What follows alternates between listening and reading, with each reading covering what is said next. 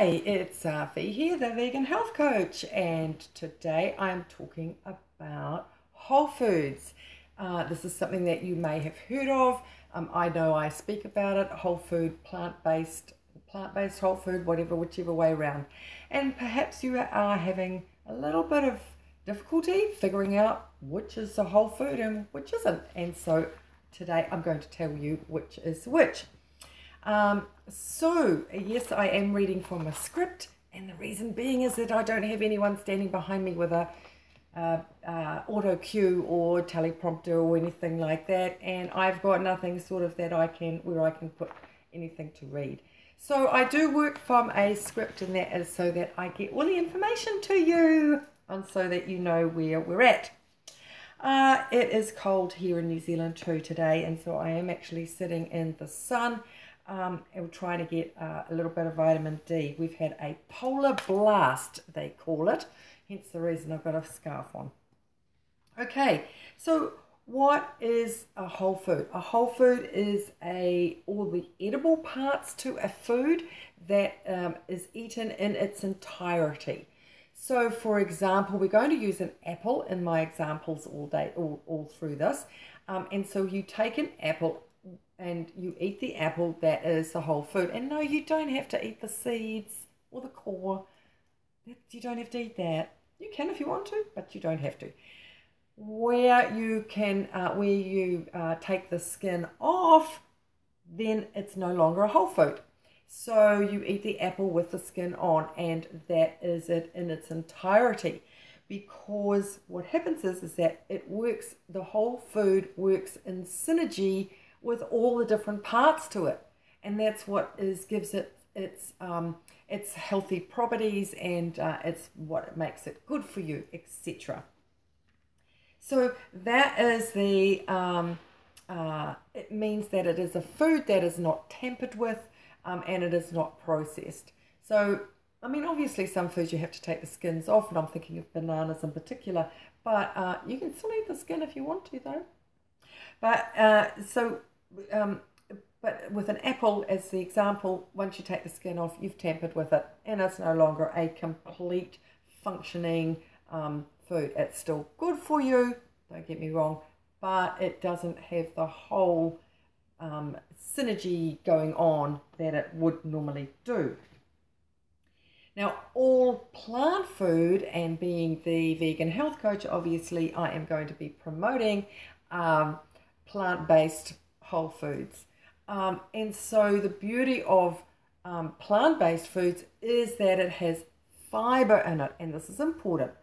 So animal product foods, so your meat, fish, poultry, dairy, eggs, that sort of stuff, does not contain fiber.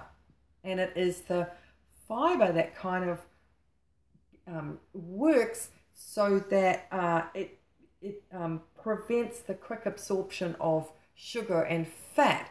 So, and especially in, say, like a high calorie food, what it does is that it stops the blood sugar and the blood fat spiking. Okay, like it does in processed foods.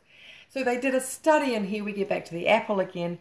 They did a study which was giving people apples to eat, and what happened was that because apples obviously have, are sweet and got sugary bits to it, what happened is that they had a sugar spike, but then it dropped down and came back down to the baseline, and so everything was all good. It was normal and everything was fine.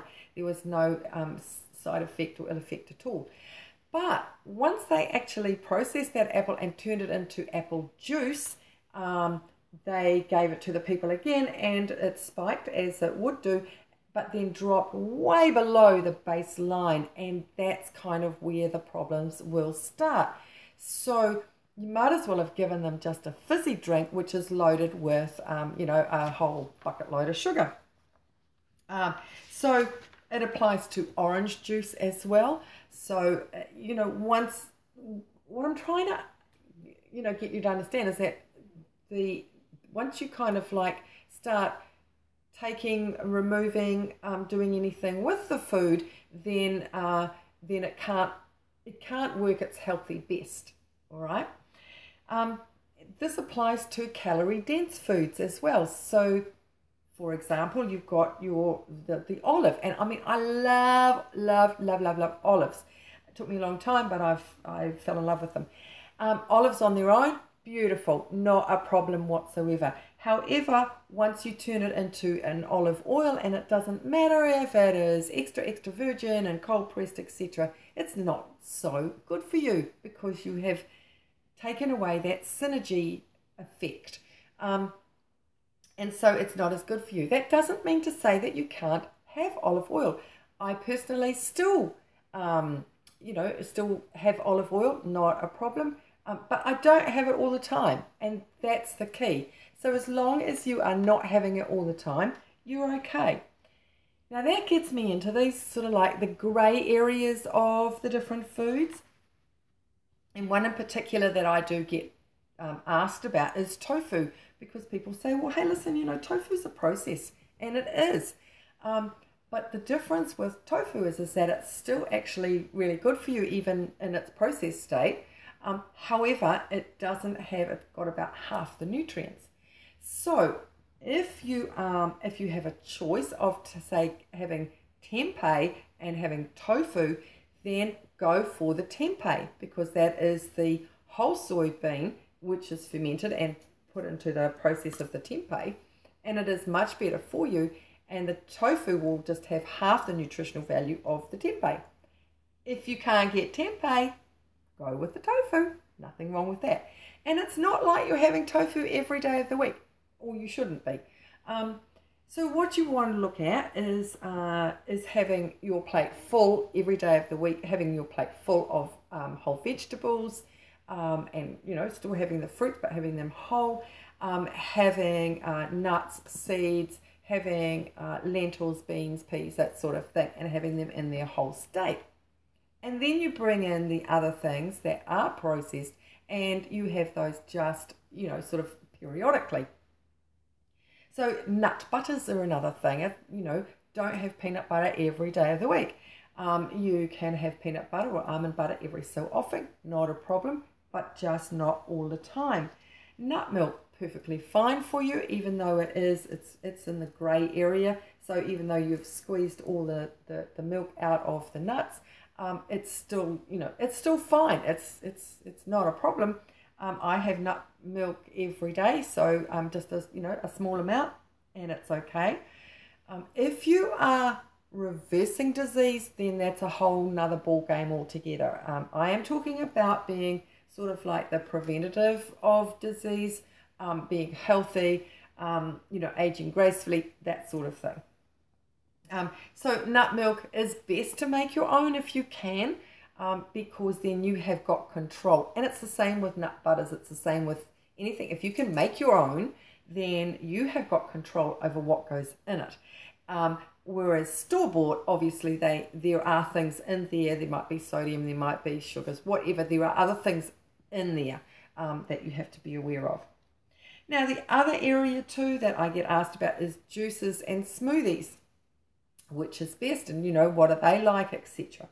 So juices, no, I actually don't recommend juices at all, because with a juice you are stripping all the fibre out altogether. That is kind of like the pulp, and that is all left on the table or in the bowl, and you're just drinking the juice. So again, going back to the apple, where you had the apple juice, it's juices are not. If you're going to do juice, then use, say, something like kale or chard, or as we call it, silver beet, those sorts of things that are not so dense. But, definitely not sweet fruits, definitely, don't go down that track at all, because it's got no fibre in it. Smoothies, yes, I have smoothies, but with your smoothies, try for green smoothies, because again, it's a process. You are blitzing it up, and it's actually, in the blitzing process, you're actually taking the fibre away from, where it's sort of molecules and stuff that it works, and I don't want to get too technical, but you're taking it away. So even though it's in there, and it's fine, you're sort of kind of separating it, so it's not quite as functional as what it would be in its whole state. use berries in your in your smoothie rather than say an apple juice or other sort of fruit sweeteners. Now that is to say, I do put pineapple in my smoothie, but not all the time. I do that once every so often. It's like, oh, I'm going to have a pina colada smoothie today, and so I do the coconut milk and I do the pineapple and everything else, and I love it. I enjoy it, but it's not something that I do all of the time. So it's like moderation, even more so than keeping things in moderation. But yeah, it is these things are good for you. You can put the berries in to your smoothie, but the berry is actually going to work better if you can have it whole and you can have it on say like your cereal, or maybe have it as a dessert. So I know that I have worked. Oh, the other thing about smoothies, use dates. Put dates in there. I get fresh dates that are really quite kind of like mushy, and I put those in there as a sweetener. In fact, if you can use dates as your sweetener throughout everything, that's absolutely amazing. And just use maple syrup once every so often. Now I know that I've knocked apples. Apples in its entirety are beautiful. And a little trick that I do is that I slice the apple and I will actually have some date on the apple, and I have apple and dates, and that makes a really good snack after dinner. Really, really nice. So I'm going to put a link below for the my free book. You grab a copy of it. It's got a shopping list with all sorts of things in there that as a vegan shopping, just a basic guide. And yeah, grab a copy, see how many of those things you've got in your pantry and in your fridge, you'll be rocking it. So that's it for the Wholefoods this time round. Hey, listen, have great food, enjoy your food, and be compassionate to animals. And I will see you again soon. Bye for now.